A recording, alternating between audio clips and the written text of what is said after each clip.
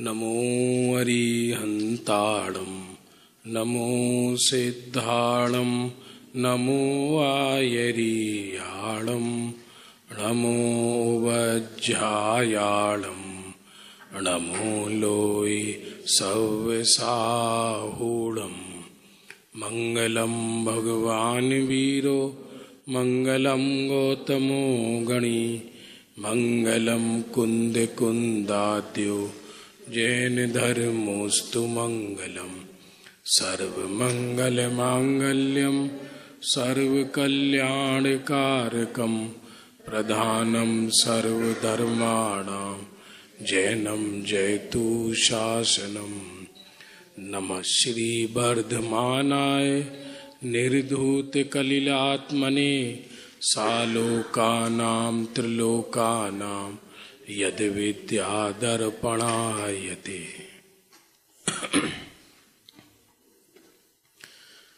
रतनकर्ण श्रावकाचार ग्रंथ चल रहा है अपना स्वाध्याय में।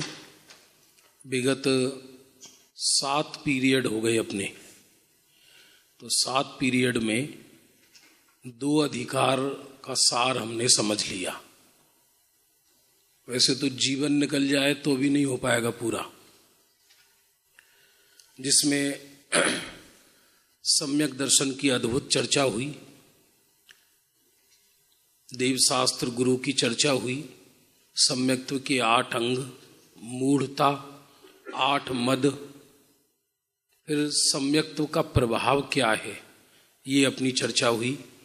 इसके पश्चात सम्यक ज्ञान की चर्चा कल अपन ने करी थी नाइट में, जिसमें वस्तु को यथारूप से जानना, ना अधिक ना कम, जैसा है वैसा जानना, और सम्यक ज्ञान यथार्थ में जिससे आनंद की सिद्धि हो वो सम्यक ज्ञान है। सर के बोझे का नाम सम्यक ज्ञान नहीं, अकेली जानकारी का नाम सम्यक ज्ञान नहीं। तो 2 अधिकार पूरे हो गए। तृतीय अधिकार सम्यक चारित्र अधिकार में अनुव्रत अधिकार प्रारंभ होता है। किसी को प्रश्न हो सकता है कि अनुव्रत तो पंचम गुण स्थान में होते हैं, ऐसा नहीं है। ये समंत भद्र स्वामी ने अनुव्रत को मूल गुण में धारण किया है, मूल गुण में स्वीकार किया है, मूल गुण के अंदर। क्योंकि जो अतिचार रहित होते हैं वे पंचम गुण स्थान में होते हैं। लेकिन जिनवाणी ये नहीं कह रही कि आपको सम्यक्त्व नहीं हुआ तो पाप रूप प्रवर्तो। समझना ध्यान पूर्वक, ये अध्यात्म का छल लोग ग्रहण करने लगे कि भाई क्रिया में तो धर्म न थी, क्रिया में धर्म नहीं है, और व्रत तो पंचम गुण स्थान में होते हैं। तो बात तो सच्ची है, बात गलत नहीं है। लेकिन जिनवाणी ये कभी नहीं कहती कि आप पाप रूप प्रवर्तो, आप क्रियाएं बिगाड़ो, ये जिनवाणी कभी उपदेश नहीं देती। इसलिए स्वामी समंत भद्र आचार्य ने अनुव्रत को मूल गुण में स्वीकार किया है। आगे आ रही है चर्चा इसमें। मूल गुण माने सम्यक्त्व से पहले की स्थिति को मूल गुण कहा है। किन्हीं आचार्यों ने पंच उदंबर फल और मध्य मांस मधु का त्याग, इसको मूल गुण में लिया है। पर समंत भद्र आचार्य स्वामी ने मध्य मांस मधु और 5 अणुव्रत, इनको मूल गुण के अंदर लिया है। कुछ समझ में आ रहा है? इसलिए ऐसा ना हो जाए कि हम चर्चा उत्कृष्ट करें और परिणाम बिगाड़ कर नरक निगोद चले जाएं। ऐसा नहीं होना चाहिए, क्योंकि जिनवाणी ऊपर चढ़ने का उपदेश देती है। जहाँ अध्यात्म में ये कहा जाता है कि तू पर्याय मात्र का कर्ता नहीं है, वहाँ अकर्तावाद सिद्ध करके स्वरूप की साधना कराना चाहते हैं। वहाँ ये प्रयोजन नहीं है कि क्रिया से भ्रष्ट होकर नरक निगोद चला जाए निश्चयाभासी होकर। इसलिए चरणान योग और द्रव्यान योग का सुमेल है। जितना जितना द्रव्य का आश्रय हो गया उतना उतना पर्याय में चरणान योग प्रकट होता चला जाता है।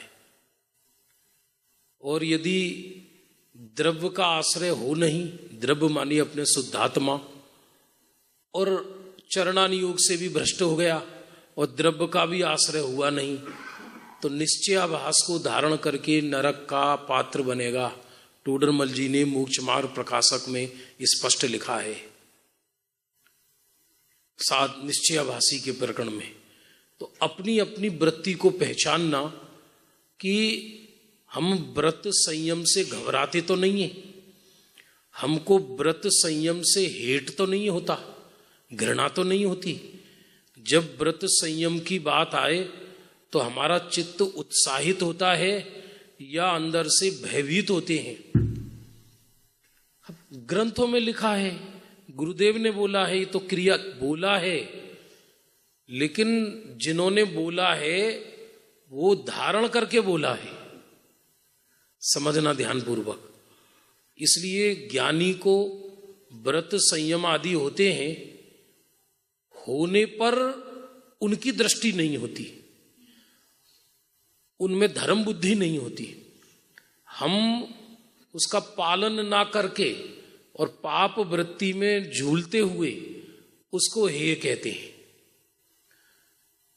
इसलिए ये बहुत ही सावधानी का विषय है, इसको समझना चाहिए, अपनी अपनी अंतर परिणति पहचानना चाहिए कि इस अध्यात्म मार्ग में आकर हमारे अंदर कहीं प्रमाद वृत्ति तो नहीं है, हमारे अंदर कहीं हिंसादि के प्रति झुकाव तो नहीं है। व्रत संयम नहीं होना एक अलग बात है, लेकिन व्रत संयम धारण करने की भावना भी नहीं होना, ये नरक गति का लक्षण है। मैं नहीं कह रहा, सैकड़ों जगह लिखा है। राम लक्ष्मण सीता देशभूषण कुलभूषण केवली के समवसरण में गए, समवसरण में माने गंधकुटी में, तो वहां राम ने भगवान से पंचम गुण स्थान अंगीकार किया, व्रत लिए। सीता ने भी व्रत अंगीकार किए, समकिति तो थे ही दोनों। अब राम ने सोचा कि मैं मेरे भाई लक्ष्मण को बहुत प्रेम करता हूं, तो लक्ष्मण को भी व्रत संयम दिला देते हैं। तो लक्ष्मण से की ओर राम ने पीछे मुड़ के देखा, लक्ष्मण बगल में बैठे थे, तो देखे तो वहां से गायब थे ही नहीं वो। बड़ा समस्या हो गई। राम जब बाहर आई दिव्य ध्वनि सुनने के बाद लक्ष्मण से कहा, तुमको हम व्रत दिलाते भगवान से और तुम गायब क्यों हो गए? बोले नहीं, मैं आपकी व्यवस्था कर रहा था अयोध्या जाने की, राजा थे ना वो। फिर उन्होंने अगले दिन भगवान से पूछा, मैं मेरे भैया से बहुत प्रेम करता हूं, प्राण दे दूं लेकिन भैया को ना दूं। सीता से भी अधिक प्रेम करते थे राम लक्ष्मण को, फिर भी इनको संयम धारण करने का भाव क्यों नहीं आता? तब भगवान देशभूषण कुलभूषण केवली की दिव्य ध्वनि में आया, तुम्हारे भाई लक्ष्मण को नरक गति का बंध हो गया है, इसलिए इनको संयम अंगीकार करने का भाव नहीं आता। देखो हर जगह अध्यात्म बार बार ये थोड़ी कहेंगे ये जड़ है, ये जड़ है, जड़ है।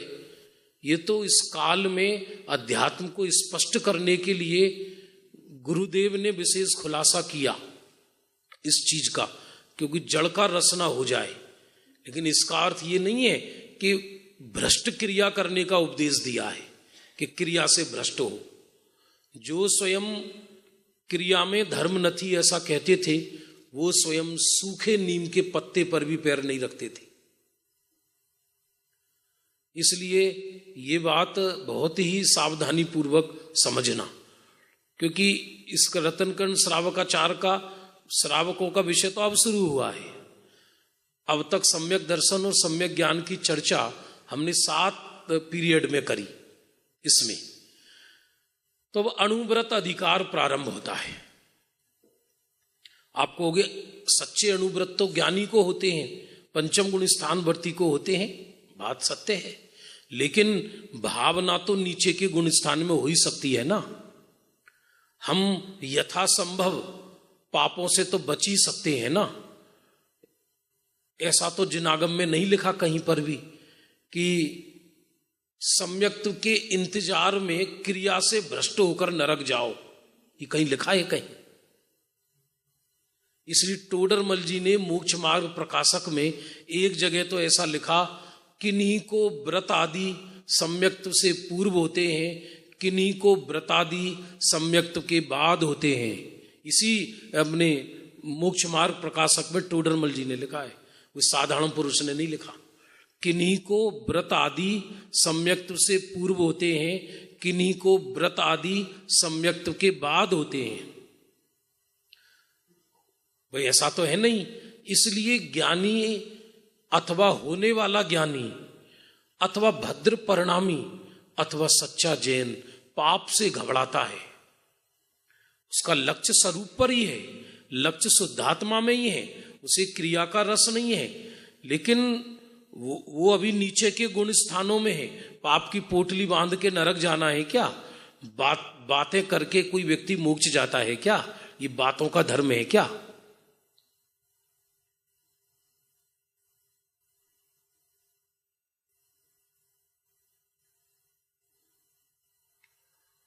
कृपालु देव एक अध्यात्म के उत्कृष्ट जीव थे, महापुरुष थे।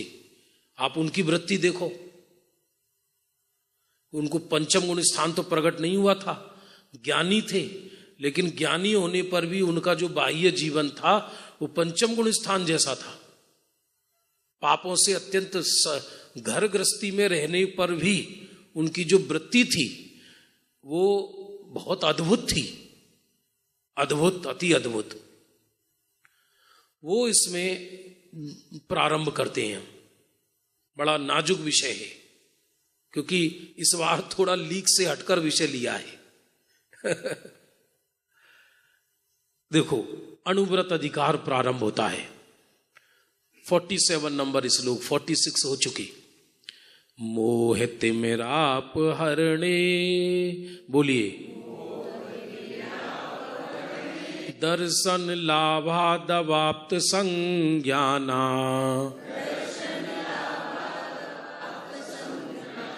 राग द्वेष निवृत्तई, चरणम प्रतिपद्यते साधु।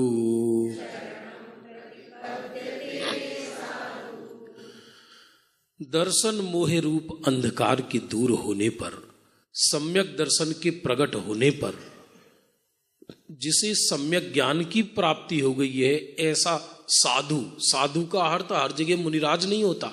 साधु माने सज्जन, ज्ञानी, धर्मी। जो निकट भव्य है वह राग द्वेष के पूर्ण अभाव के लिए चारित्र अंगीकार करता है। राग द्वेष के पूर्ण अभाव के लिए चारित्र अंगीकार करता है। अनंतानुबंधी राग द्वेष चला गया, अब चारित्र की पूर्णता के लिए राग द्वेष का अभाव करता है। राग द्वेष ही संसार की मूल जड़ है। प्रश्न इसका नहीं कि हम कितने दिन से धर्मी हुए, प्रश्न इसका नहीं कि हम कब से स्वाध्याय कर रहे हैं, प्रश्न इसका है कि हमारे राग द्वेष कितने कम हुए। प्रश्न इसका है, कम तो छोड़ो, मंद भी हुए या नहीं हुए। राग द्वेष हमारे मंद भी हुए हैं या नहीं हुए, ये विचारना चाहिए। अब देखना, चूंकि चरणानुयोग का ग्रंथ है, द्रव्यानुयोग का ग्रंथ होगा तो द्रव्यानुयोग में चारित्र की परिभाषा क्या लिखते हैं कि स्वरूपे चरणम चारित्रम, स्वरूप में चरण, अपने आत्मा में चरण वो चारित्र है। बीतराग भाव वो चारित्र है। लेकिन चरणानुयोग के ग्रंथ में उस बीतराग भाव के साथ जो क्रिया होती है उस क्रिया को चारित्र कहते हैं। क्रिया का हो या शुभ भाव का हो, चूंकि चरणानुयोग का ग्रंथ है। यदि यहां पर भी द्रव्यानुयोग की बात करेंगे तो चरणानुयोग और द्रव्यानुयोग में अंतर क्या होगा? कोई ऐसा भी छल ग्रहण कर सकता है हमारे तो अंदर वीतराग भाव है, अब क्रिया कैसी भी सही, उससे क्या फर्क पड़ रहा है? नहीं जी, हमारे तो अंदर है। तो फिर तो जैन शासन ही भ्रष्ट हो जाएगा पूरा। फिर तो जो तर्क श्रावक देगा वो तर्क मुनि भी दे सकते हैं फिर भी हमारे तो अंदर तीन कसाय चौकड़ी का अभाव है, हम बाहर में हम कैसे भी प्रवृत्ति हैं, उससे क्या फर्क पड़ता है? फिर तो इसलिए अंदर यदि वीतराग भाव है तो वीतराग भाव के साथ जो संजुलन कसाय है अथवा श्रावक के जो अप्रत्यक्षानावरणी कसाय का उदय है उसमें भी मंदता आती है, जिससे वो जगत से समटता है, विरक्त हो जाता है, विरक्त विश्व से। तो उसके अंदर प्रतिमाएं धारण करने का परिणाम आ जाता है, चारित्र धारण करने का भाव आ जाता है। ऐसा कभी नहीं होता अंदर राग ना हो और बाहर में क्रिया से संकुचित ना हो और हिंसादि से विरक्त ना हो, ऐसा कभी नहीं होता। अंदर राग नहीं बचाओ फिर भी हिंसादि में, हिंसा झूठ चोरी कुशील में बरत रहा है, ऐसा कभी नहीं होता। इसलिए व्यवहार से वर्णन करते हैं चरणानुयोग की दृष्टि से कि जिसके राग द्वेष का अभाव हुआ उसके हिंसादि का अभाव होता ही होता है। माने 5 अकेले हिंसादि माने हिंसा, झूठ, चोरी, कुशील, परिग्रह, इनमें कमी आती ही आती है। एक जगह तो टोडरमल जी ने यह भी कहा कोई क्रिया बहुत उत्कृष्ट हो और कोई क्रिया बहुत निकृष्ट हो वो शोभा नहीं देता। तो 5 अणुव्रत कोई अंगीकार करे जगत से विरक्त होकर, अब हिंसा भी नहीं है, हिंसा झूठ चोरी कुशील से विरक्त हुआ और परिग्रह पूरा है, तो आचार्य कहते हैं कि उसको अभी अणुव्रत नहीं हुए, क्योंकि 5 पाप में कमी आएगी तो 5 में ही कमी आएगी। कुछ समझ में आ रहा है? अब किसी ने ब्रह्मचर्य लिया तो अकेले वो व्यापार आदि छोड़ दे, स्थूल सत्य आदि छोड़ दे, ऐसा नहीं है, और विवाह नहीं कराए, नहीं, परिग्रह में भी कमी आएगी। परिग्रह तो पूरा है, इसका मतलब पंचेंद्रिय विषयों में से अभी सुख बुद्धि नहीं गई। देखो लिख रहा है इसमें, मूल श्लोक आ रहा है 48 नंबर। राग द्वेष निवृत्ते हिंसादि निवर्तना कृता भवती अनुपेक्षितार्थ वृत्ति काह पुरुषा सेवते नृपतीन। बोलिए, राग द्वेष निवृत्ते कृता भवती अनुपेक्षितार्थ वृत्ति काह पुरुषा सेवते नृपतीन। राग द्वेष का अभाव होने पर हिंसादि 5 पापों की पूर्ण निर्वृत्ति अथवा अभाव हो जाता है। यदि राग द्वेष पूर्ण चला गया, 5 पापों का अभाव होना ही चारित्र है। आपको हमने तो सुना राग द्वेष के अभाव होना चारित्र है, वो द्रव्यानुयोग की तरफ से कथन है। अब जिसके राग द्वेष का अभाव हो गया उसकी जीवन 5 पापों में होगा क्या? तो चरणानुयोग 5 पाप की तरफ से कथन करेगा। और यदि राग द्वेष का आधा अभाव हुआ है तो 5 पाप का भी आधा अभाव होगा तो श्रावक कहलाएगा। 5 पाप पूरे चले गए तो मुनि कहलाएंगे सर्वथा, और 5 पाप आधे गए तो श्रावक कहलाएगा। और 5 पापों में मंदता भी नहीं आई तो राक्षस कहलाएगा। मतलब अभाव तो छोड़ो, मंदता भी ना हो, जिन शासन पाकर, जिन धर्म पाकर 5 पापों में कुछ कमी ना हो व्यक्ति के चित्त में, तो उसका चित्त पत्थर है। इसका मतलब कोई आर्टिफिशियल धर्म थोड़ी है, ये कोई फैशन थोड़ी है सुनना सुनाना, ये तो एक अंदर परिणामों की कोमलता का धर्म है। पाप में कमी आनी चाहिए। आप कहोगे पुण्य पाप, यहां पुण्य की चर्चा कर ही नहीं रहे, अभी चरणानुयोग का ग्रंथ है। पुण्य पाप का अभाव होकर वीतराग भाव लेकिन यह श्रावक की चर्चा है, भी पुण्य छोड़ने की बात नहीं चल रही। उसकी तो वृत्ति में मालूम है उसे कि पुण्य है, पुण्य परिणाम या पुण्य क्रिया से मोक्ष नहीं होता, उसे मालूम है। 5 पापों का अभाव होना ही चारित्र है, जिसे अपने किसी प्रयोजन के लिए कोई भी पदार्थ की अभिलाषा नहीं रह गई, ऐसा पुरुष क्यों किसी राजा आदि की सेवा करेगा। जैसे कोई धनवान है, राजा है, उसकी सेवा कोई क्यों करेगा, तभी करेगा जब उसे उसको प्रयोजन हो। अब जिसका प्रयोजन एक शुद्धात्मा से रह गया तो 5 पापों की सेवा क्यों करेगा, व्यापार आदि में क्यों फंसेगा, नहीं करेगा। राजादि की महाकष्ट रूप सेवा तो जिसे भोगों की चाह हो, धन तथा अभिमान आदि की अभिलाषा होती हो, वही करता है। जिसे कुछ चाहना नहीं वे राजा की सेवा नहीं करता। उसी प्रकार जिसके राग द्वेष का अभाव हो गया, वह पुरुष हिंसादि 5 पापों में प्रवृत्ति नहीं करता। बहुत अद्भुत अधिकार है ये अभी जो शुरू हुआ है अपना।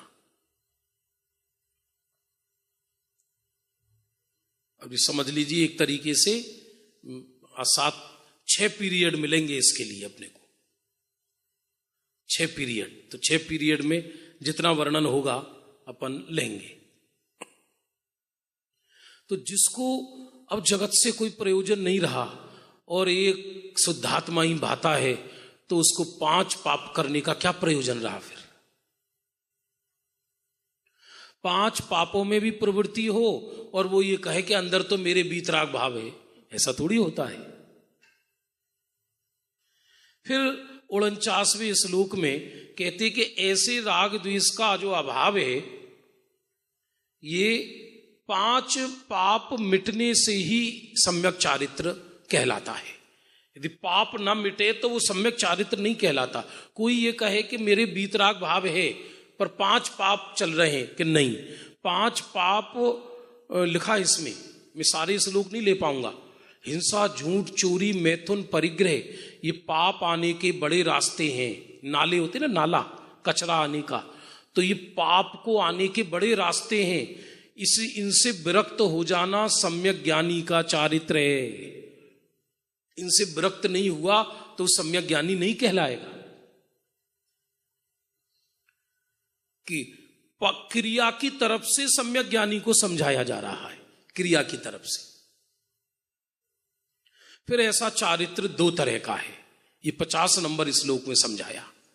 ऐसा चारित्र 2 तरह का है।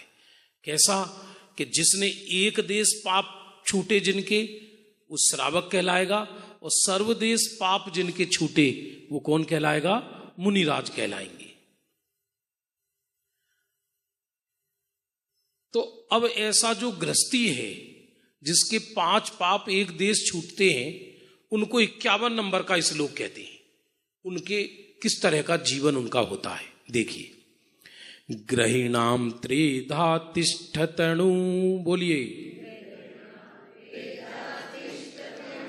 गुण शिक्षा व्रतात्मकम चरणम, पंचत्री चतुर्भेदम, त्रय यथा संख्यमाख्यातम।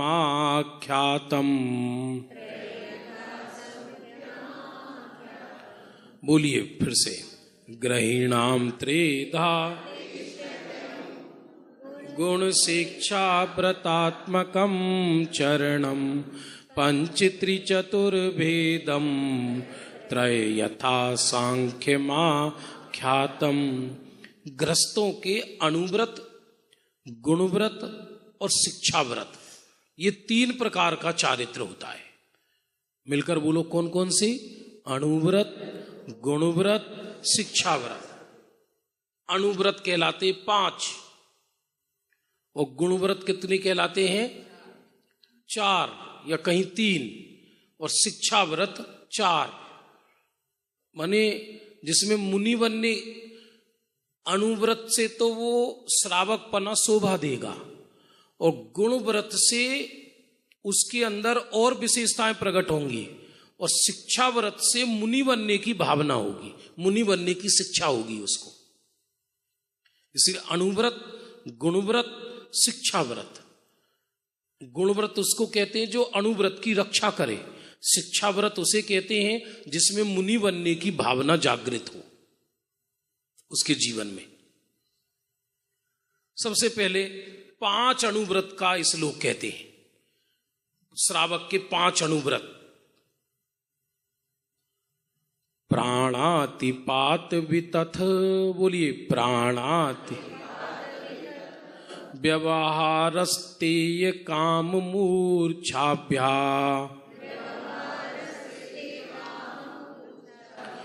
स्थूलेभ्या पापेभ्यो विपर्मणमणुव्रतम भवति। प्राणों का वियोग करना हिंसा कहलाता है। असत्य व्यवहार, असत्य वचन बोलना वितथ माने झूठ कहलाता है। और स्ते चोरी, मैथुन, काम मैथुन, मूर्छा परिग्रह, ये 5 स्थूल पाप हैं। इन स्थूल पापों से विरक्त होना अणुव्रत है। स्थूल माने बड़े मोटे पाप हैं, इनसे विरक्त होना अणुव्रत है।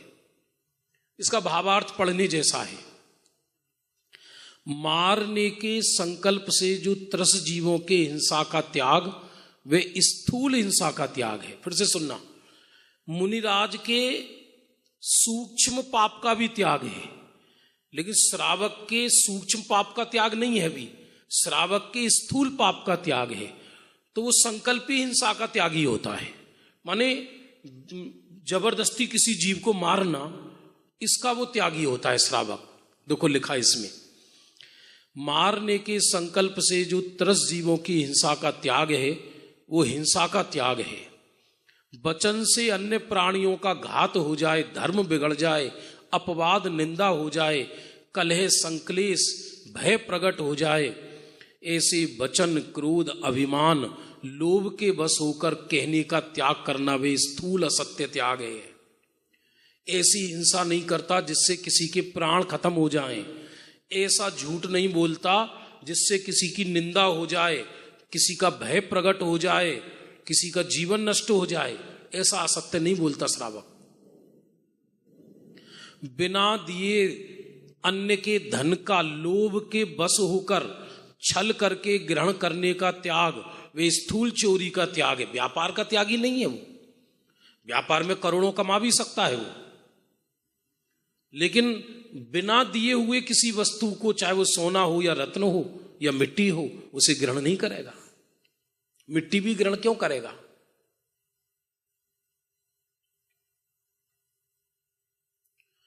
अपनी विवाही स्त्री के सिवाय अन्य समस्त स्त्रियों में काम भाव की अभिलाषा का त्याग वे स्थूल काम त्याग है। माने आप कहोगे जिसने विवाह ही नहीं किया हो, फिर उसके भेद किए हैं। माने जो ब्रह्मचर्य है इसके 2 भेद किए हैं, एक स्वदार संतोष व्रत और एक स्त्री मात्र का त्याग, और दोनों को ही अणुव्रत कहा है। दोनों को ही अणुव्रत कहा है, और दोनों पंचम गुण स्थानवर्ती हो सकते हैं। नहीं आया समझ में? जिसने स्त्री मात्र का त्याग नहीं किया और अपनी स्त्री में ही संतुष्ट है, उसको भी अणुव्रत कहा है, और जो स्त्री मात्र का त्यागी है उसको भी अणुव्रत कहा है। दोनों को।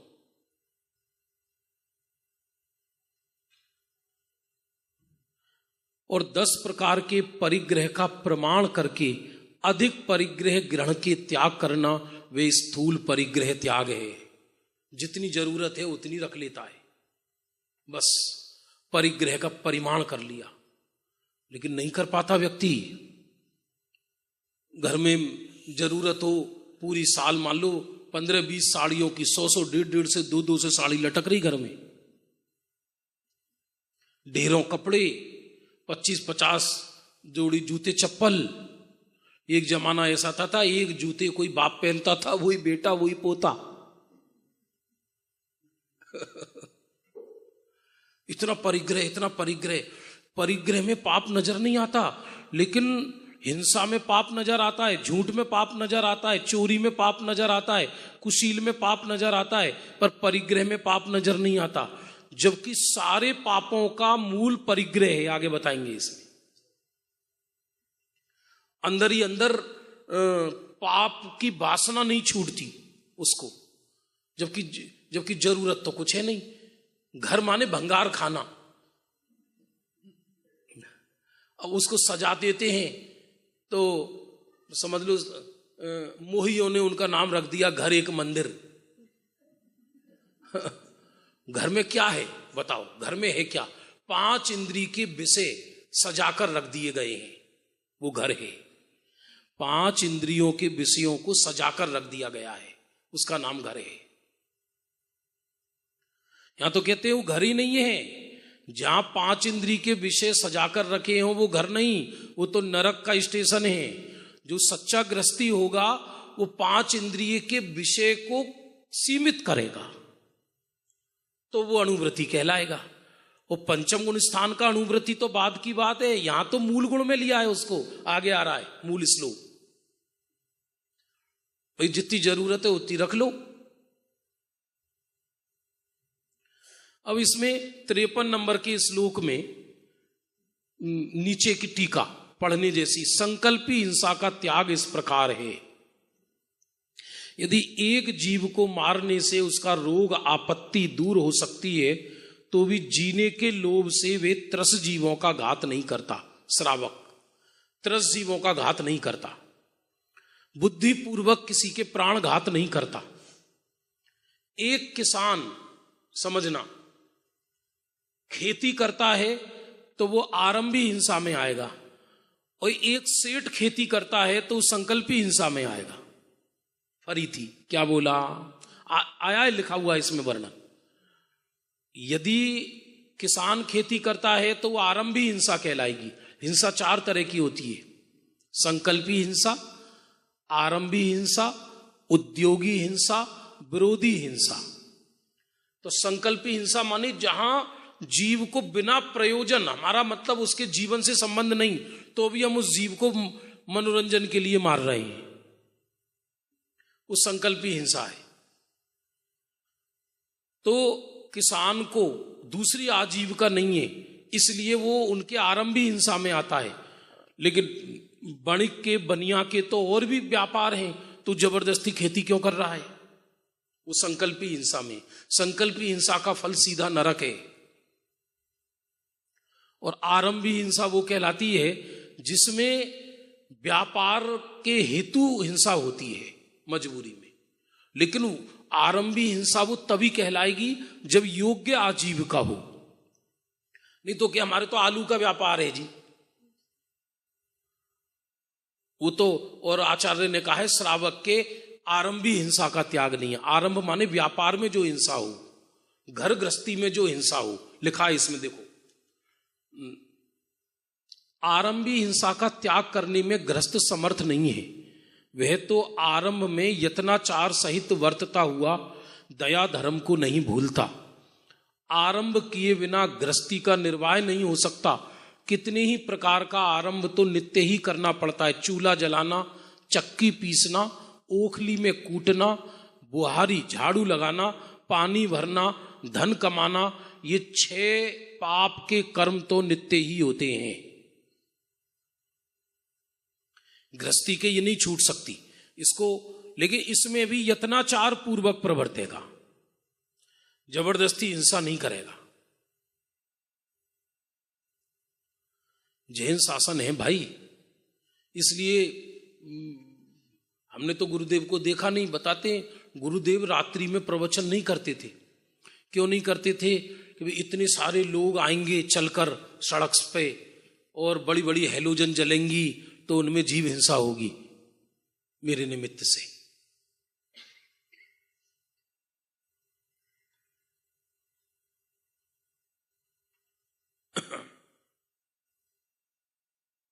इस तरह से वो आरंभी हिंसा का त्याग नहीं है, पर संकल्पी हिंसा का त्याग है। एक कहलाती है विरोधी हिंसा। तो श्रावक विरोधी हिंसा का भी त्यागी नहीं है। विरोधी हिंसा में क्या है, वो जबरदस्ती तो किसी को नहीं मारेगा, लेकिन मुझे कोई मारने आ रहा है तो अपने प्राणों की रक्षा के लिए वो सामने वाले को मार सकता है, पर मारने का अभिप्राय नहीं। क्या करे, कोई खूंखार कुत्ता पीछे पड़ गया, अब उसको मारने लगा, खाने लगा, तो अपने को बचाने के लिए उसने डंडा और पत्थर लेके उसको मारा। श्रावक के उसका मुनिराज के इन चारों ही हिंसा का त्यागी है मुनिराज तो, लेकिन श्रावक संकल्पी हिंसा को छोड़कर बाकी 3 हिंसा उनके जीवन में होती हैं। कौन कौन सी? आरंभी, उद्योगी, उद्योगी माने व्यापार में होने वाली हिंसा, और विरोधी हिंसा। देखो उद्योगी हिंसा के विषय में क्या लिखा है। श्रावक द्रव्य का उपार्जन भी अपने कुल के योग्य सामर्थ्य सहायता के योग्य, जैसे यश और धर्म नीति नहीं बिगड़े उस प्रकार यत्नाचार पूर्वक असी मसी कृषि विद्या वाणिज्य शिल्प इन 6 कर्मों द्वारा करता है श्रावक। श्रावक के व्रत तो 4 वर्णों में होते हैं। यदि उज्ज्वल हिंसा रहित कर्म से अपनी आजीविका होती हो तो निंदे कर्म द्वारा संक्लेश भाव द्वारा लोभ आदि के वशीभूत होकर पाप रूप आजीविका नहीं करनी चाहिए। अब पैसा तो शराब के व्यापार में है सबसे अधिक। एक बार शराब का ठेका खोल ले, 1 साल में ही करोड़पति अरबपति बन जाता है व्यक्ति। होगा वहां भी पुण्य का उदय आने पर, लेकिन श्रावक वो कर्म नहीं करेगा, निंदे आजीविका नहीं करेगा, भले ही पैसा कमाए। देखो जैन शासन ये नहीं कहता कि पाप कर्म करके पहले कमाओ फिर दान दो, ऐसा आत्मानुशासन में निषेध किया है। बोले यदि तू दान देने के लिए कमाता है तो मत कमा। जो विषय भोगों के लिए कमाते हैं वो तो नरक ही जाते हैं, लेकिन किसी के संकल्प दान देने का भी है कि भाई ज्यादा कमाई इसलिए करते हम दान देंगे, तो भी आचार्य मना करते हैं। बोले पहले पाप करना, पहले नहाना, फिर सर पे धूल चढ़ाना, उसकी क्या जरूरत है? जब तुम्हें पाप दान देना है तो पाप कर्म करके क्यों? जो न्याय से आजीविका प्राप्त हो, जो न्याय से आजीविका प्राप्त हो, न्याय के द्वारा, उसमें दान देना। न्याय से जो आजीविका होती है उसका नाम चरणानी योग है। बहुत है, बहुत समझने जैसा है। विरोधी हिंसा का त्यागी होता है, त्यागी नहीं होता, लेकिन जबरदस्ती भी किसी को नहीं मारता। फिर आगे लिखा है इसमें, देखो 91 पेज पर आ रहा है ना, इसमें खेती का त्याग।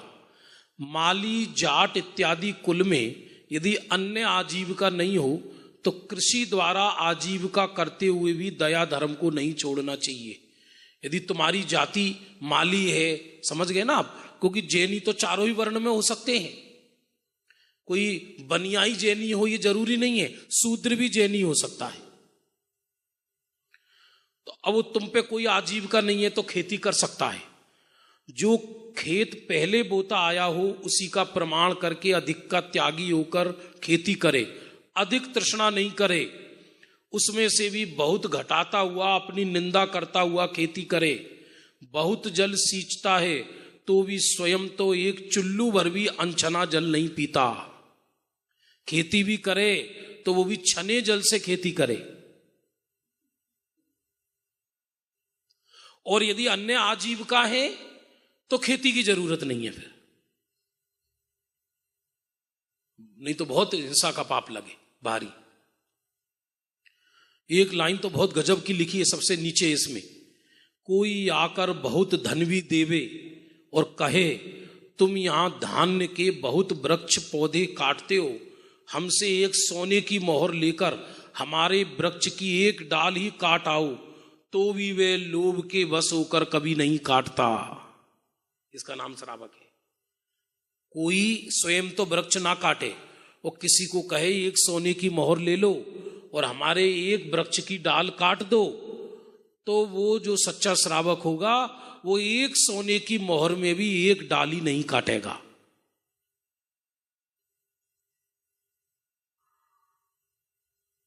ये पंच कल्याणक वगैरह होते हैं। तो अभी कहाँ हुआ था, रतलाम में, तो वहाँ बीच में 2 पेड़ आ रहे थे जहाँ पंडाल लगेगा। तो रजनी भाई ने और हमने कह दिया था कि नहीं, रहने दो, सुंदर लगेगा, अपने को नहीं काटना पेड़, बीच में आड़ आए तो आने दो। कर रहे धर्म के लिए काम और उसमें पाप हो तो कैसे होगा। एक पेड़, एक पत्ते में इतने जीव हैं कि तीनों काल में मोक्ष नहीं जा पाएंगे, तब एक पेड़ के आश्रय से कितने जीव हुए। विचार करना भाई। जैन शासन है, चरणान योग चल रहा है, ये बहुत अद्भुत ग्रंथ है, बिल्कुल पापों से बचाया है और धर्म मार्ग में लगाया है स्वामी समंत भद्र आचार्य ने। कोई बहुत धन दे, सोने की मोहर दे और कहे हमारे आंगन में ये पेड़ की एक डाल काट दो और एक सोने की मोहर ले लो, तो भी वो लोभ बस एक डाल भी नहीं काटेगा, सोने की मोहर का लोभ छोड़ देगा।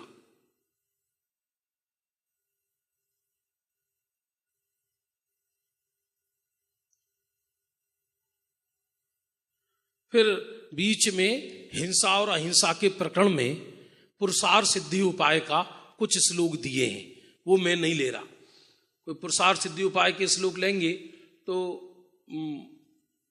एक श्लोक 49 नंबर का 94 नंबर पेज पे क्या कहते हैं, यद्यपि पर वस्तु की क्रिया से सूक्ष्म जीव की भी हिंसा नहीं होती, तथापि परिणामों की विशुद्धि के लिए ज्ञानी हिंसा से विरक्त होते हैं।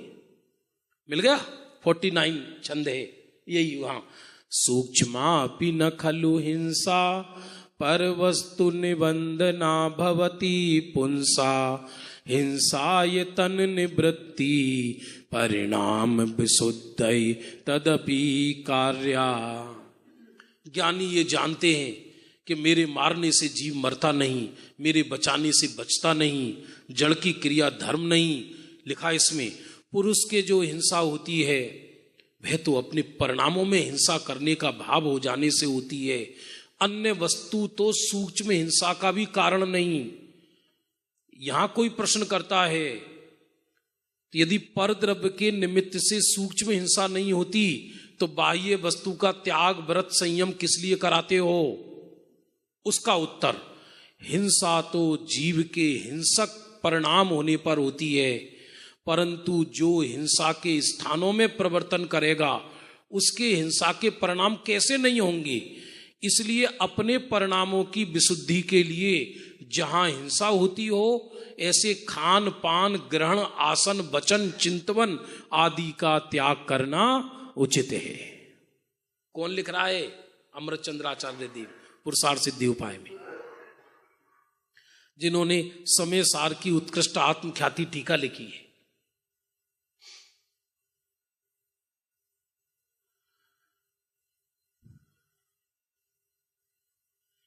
इस तरह पढ़ना इसकी टीका, बहुत सावधान रहने का। तो निष्प्रयोजन तो हिंसा कभी करना ही नहीं, निष्प्रयोजन। फिर हिंसा की बात माने अहिंसा अणुव्रत के बाद सत्य अणुव्रत की चर्चा करते हैं। 55 नंबर श्लोक, स्थूल मलिकम न बदती, बोलिए स्थूल मल न परान बादयति सत्यमपि विपदे,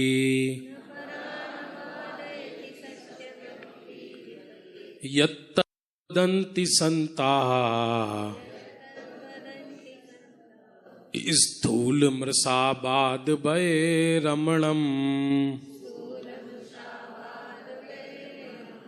पढ़िए मिलकर, स्थूल मलिकम न बदति न परान बादयति सत्यमपि विपदे, यत्तद बदन्ति संता स्थूल मृषाबाद भय।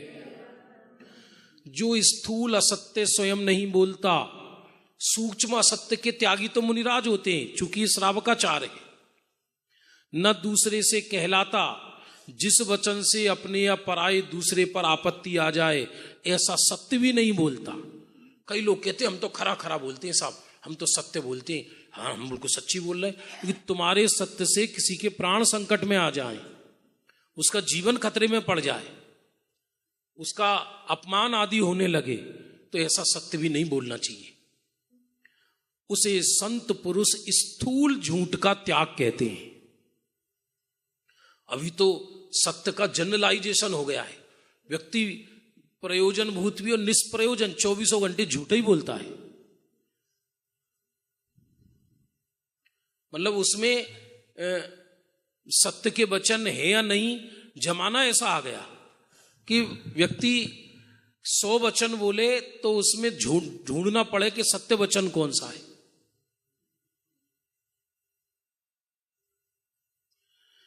इसमें टीका में एक पढ़ने जैसा है, मोटे हेडिंग में, ऐसा सत्य वचन भी नहीं कहे जिससे अपना व दूसरे का बिगाड़ हो जाए। बात तो सच्ची है, लेकिन किसी का बिगाड़ क्यों करना, उसको कर्म फल देगा, हम ब्रह्मा क्यों बने।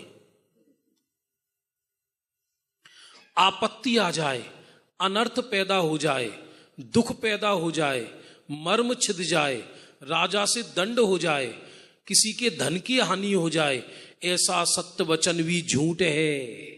लो गजब हो गया, बात तो सच्ची है, लेकिन जैन दर्शन में सत्य का प्रयोजन खुद को आनंद आना चाहिए, ना कि दूसरे के विषय में सत्य असत्य की बात चल रही है। दुनिया है, दुनिया के ढंग से चलेगी। एक कोई पशु जा रहा है और आप वहां बैठे थे, पीछे से कोई कसाई आया, उसने पूछा पशु इधर गया है? बोले नहीं, इधर नहीं, इधर गया है। तो वचन तो झूठ है, लेकिन झूठ होने पर भी वो सत्य का सेवक है, क्योंकि जैन दर्शन में सत्य बोलना प्रयोजन नहीं है। जैन दर्शन में सत्य के पीछे अहिंसा प्रयोजन है, सत्य के पीछे परिणामों की कोमलता प्रयोजन है, आत्मधर्म प्रयोजन है। ऐसी बात सच्ची है, लेकिन वो सच्ची बात से किसी का दिल दुख रहा है, किसी का बेचारी की आजीविका छूट रही है, किसी के प्राण घात हो रहे हैं, तो ऐसा सत्य भी क्यों बोलना। हमारा जन्म इसलिए थोड़ी हुआ है दूसरे का अपवाद करने के लिए। सामने वाला ऐसा है, वो अरे रहने दो ना, पूरी दुनिया ऐसी है। होगा जो जैसा होगा।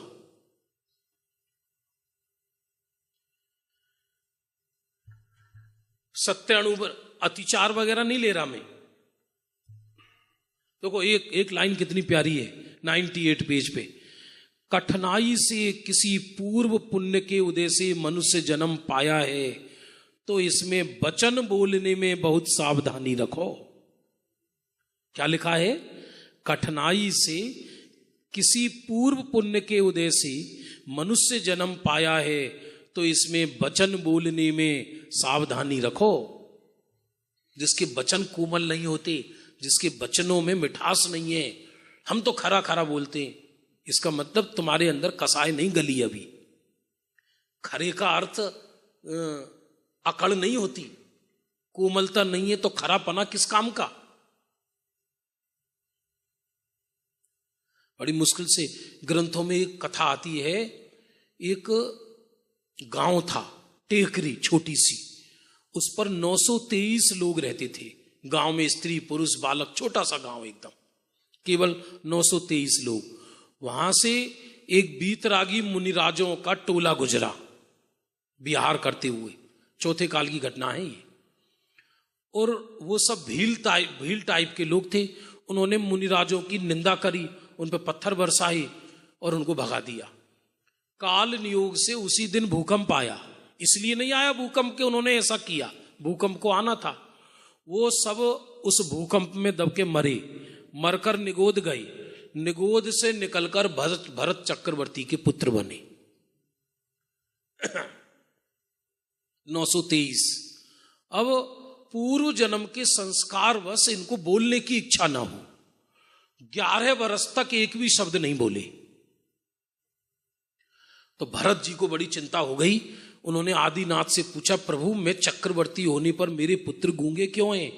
बोले ये गूंगे नहीं हैं, इनको पूर्व जन्म के संस्कार वश अब बोलने का भाव नहीं आता। जाति स्मरण ज्ञान नहीं कहलाता ये, क्योंकि पूर्व जन्म में वचनों का दुरुपयोग किया तो मर के नरक निगोद गए।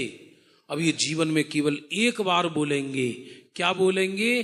प्रभु जैनेश्वरी दीक्षा प्रदान करो।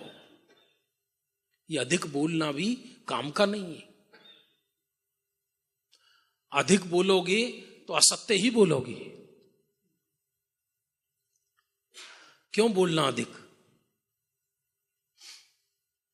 वाणी से ही जाना जाता है ये पंडित है या मूर्ख। वचनों से ही व्यक्ति का मालूम पड़ता है कि व्यक्ति विद्वान है या मूर्ख है। वचनों से पूरा व्यक्तित्व मालूम पड़ जाता है व्यक्ति का। जो सच्चा श्रावक होगा वो काटना शब्द का भी प्रयोग नहीं करेगा। सब्जी सवार लीजिए, सब्जी बना लीजिए, हिंसक शब्द नहीं बोलेगा। अपने घर में भी बच्चों को चाहे कितना भी गुस्सा आ जाए तो कभी कभी माँ होती है ना, तो हिंसक शब्द बोलने लगी, हम तुम्हें अभी काट देंगे, तो हमारा खोपड़ा खराब कर रहे हो, हम तुम्हारे सर के 2 टुकड़ा कर देंगे। ऐसे शब्द जैनियों को उपयुक्त नहीं रखते, शोभा नहीं देते। प्रतिकूल से प्रतिकूल परिस्थिति आ जाए, कुछ भी हो जाए, तो भी हिंसक वचन नहीं बोलने चाहिए कभी। मुनिराज की बात नहीं चल रही, श्रावक की बात चल रही है।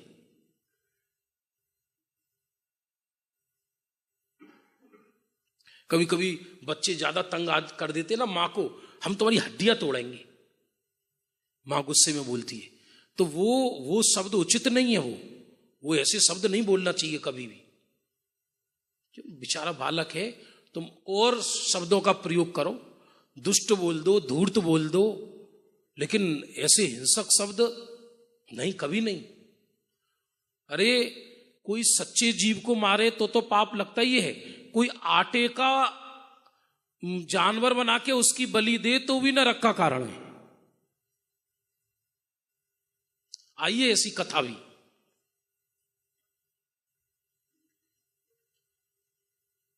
फिर चोरी के त्याग की चर्चा करते हैं 100 पेज पर 57 नंबर का श्लोक। निहितंबा पतितंबा, बोलिए 100 पेज पर नहीं आया? हाँ, वचन से नीचे जाएगा ना, ये 57 नंबर का श्लोक आ गया। निहितंबा पतितंबा, बोलिए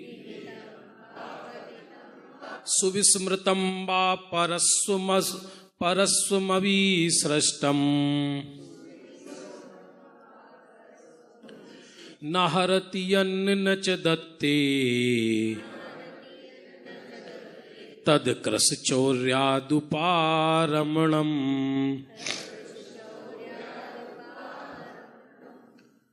निहितंबा, किसी पुरुष का जमीन में गड़ा हुआ धन हो, पतितंबा गिर गया हो, सुविस्तंबा भूल गया हो, परसों में भी सृष्टम छुपा गया हो, मतलब कोई किसी ने तुमको पैसे दिए, वो भूल गया, ध्यान ही नहीं रही, या किसी ने तुमको पैसे दिए ब्याज पर और वो व्यक्ति मर गया, अब इसने बताया ही नहीं उसके लड़के को, अब पता ही नहीं, अपन काहे को कहें जबरदस्ती, अब वो आएगा तो अपन बोल देंगे, नहीं आएगा तो बात खत्म। भाई साहब, सर्वज्ञ तो देख रहे हैं, सर्वज्ञ पर विश्वास है तो ऐसी परिणति क्यों? फिर दूसरे की धन दौलत से कोई पुण्य नहीं बढ़ता। चक्रवर्ती का नौकर सदा नौकर ही रहता है। चक्रवर्ती के पास में रहकर भी चक्रवर्ती का अंग रक्षक चक्रवर्ती नहीं बन जाता। व्यक्ति को धन संपदा अपने पुण्योदय से आती है, किसी के छीनने या झपटने से नहीं आती, किसी के मारने से नहीं आती। सड़क पर 2000 का नोट पड़ा है, अब तो चलते ही नहीं। 500 का नोट पड़ा है, बोलो उठाओगे या नहीं उठाओगे?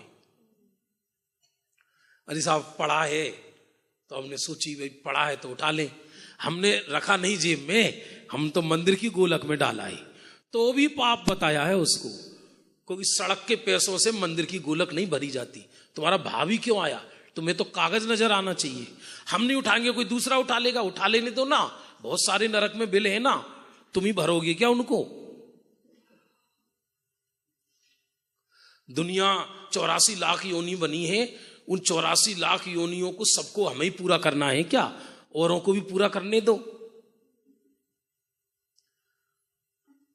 क्योंकि तुम्हारा नहीं है, किसी का गिरा हुआ, रखा हुआ, भूला हुआ, दूसरे को दिया हुआ धन को ना हरती, न स्वयं हरता है, यन्न च दत्ते, न दूसरे को देता है। अब मैंने नहीं रखा, मैंने तो दूसरे को, पैसा पड़े थे मैंने तो गरीब को दे दिया, वो भी गलत है।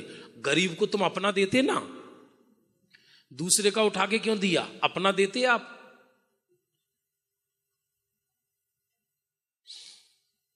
बहुत बड़ी बात है ये। किसी पुरुष का जमीन में गड़ा हुआ धन हो, किसी भी स्थान में, महल में, मंदिर में, गृह आदि में छिपाया हुआ धन हो, आपको अमानत सौंप गया हो, अपने मकान में या दूसरे के मकान में आपको बिना बताए जताए ही रख गया हो, गांव में, नगर में, रास्ते में, वन में, बाग में पटक गया हो, आपको सौंप कर भूल गया हो, हिसाब लेखे में चूक गया हो, आपके स्थान में भूल से रख गया हो, पटक गया हो, लेन देन गिनती में भूला हुआ पैसा, रुपया, मोहर, आभरण, वस्तु आदि महंगी या थोड़े मूल की हो, बिना दी हुई ग्रहण नहीं करना चाहिए। गलती से सब्जी वाला लेने थे 100 रुपये, आपसे 50 रुपया ले गया, थी 2 किलो आइटम और उसने समझा 1 किलो, सेठ जी 50 दे दो, इसने अंदर भूल गए, चलो ठीक है 50 रुपये, और ले आके आ गया। अभी 50 रुपये में चक्रवर्ती तो बन नहीं जाएगा, और 50 रुपये का जो इसने पाप कमाया वो 50 जन्मों में निर्धनता भोगेगा।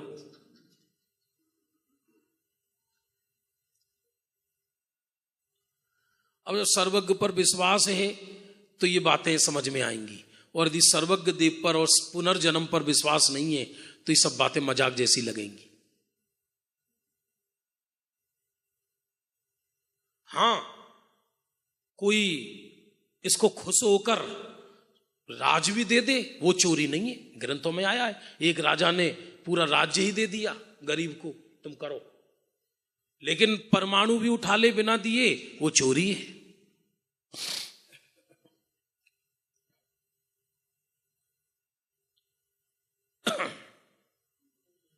अरे खुद तो चोरी ना करे, दूसरे को चोरी के प्रयोग सिखाए, वो भी चोरी है। इनकम टैक्स कैसे चुराना बहुत मुश्किल है, तो करो ज्यादा कमाओ ही मत, क्या करना।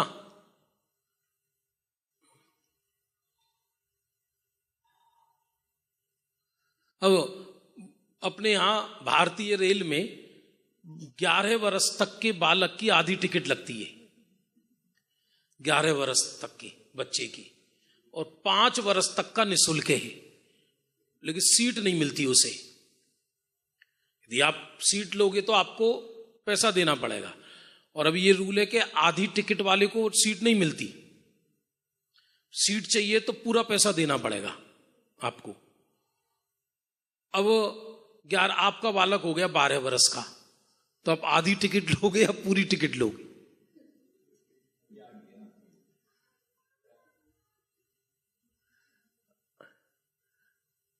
कभी कभी तो बच्चा 15 वर्ष का हो जाए तो भी आधी टिकट लेते। अपने देश में ज्यादा कठोरता नहीं है। और कोई टीटी आए, कितने वर्ष का है, हाँ बरस पूछ रहा है, बहुत घना पढ़ा लिखा बन रहा है, अभी होगा 5-7 वर्ष का, तो टीटी माथे पे हाथ पटक के कह देता है, हाँ माताजी अभी तो जन्म नहीं हुआ कहीं।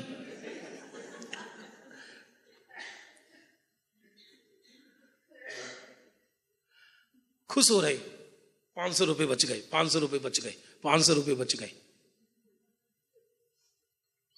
ये बड़ी बड़ी बातें धर्म के नाम पे करना सरल है, लेकिन लौकिक सज्जनता होना भी कठिन है, सदाचार होना कठिन है,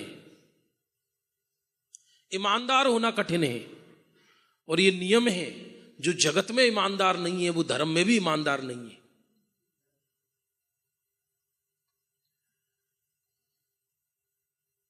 यदि लोक में हमारी प्रामाणिकता नहीं है हमारे जीवन में, तो हमारा धर्म आर्टिफिशियल है, वो जो गहन अध्ययन है, विशुद्धि बिना विशुद्धि का है, वो तत्व ज्ञान में निमित्त नहीं बनेगा, वो केवल माथा भारी करने के काम आएगा यदि विशुद्धि नहीं है तो। आगे आया है इसमें एक सदासुख दास जी से प्रश्न किया है, 50-50 वर्ष अध्ययन करते हुए हो गए तो भी सम्यक तो क्यों नहीं हुआ? तो उत्तर देते सदासुख दास जी, सब अन्याय अनीति का धन और अभक्ष भक्षण के कारण ऐसा नहीं हुआ। परिणाम मतलब उज्ज्वल ही नहीं हुए उसकी, तो समकित का अवतार कैसे हो? इधर चोरी के त्याग, फिर इसके बाद ब्रह्मचर्य। टाइम थी गया, टाइम हो गया।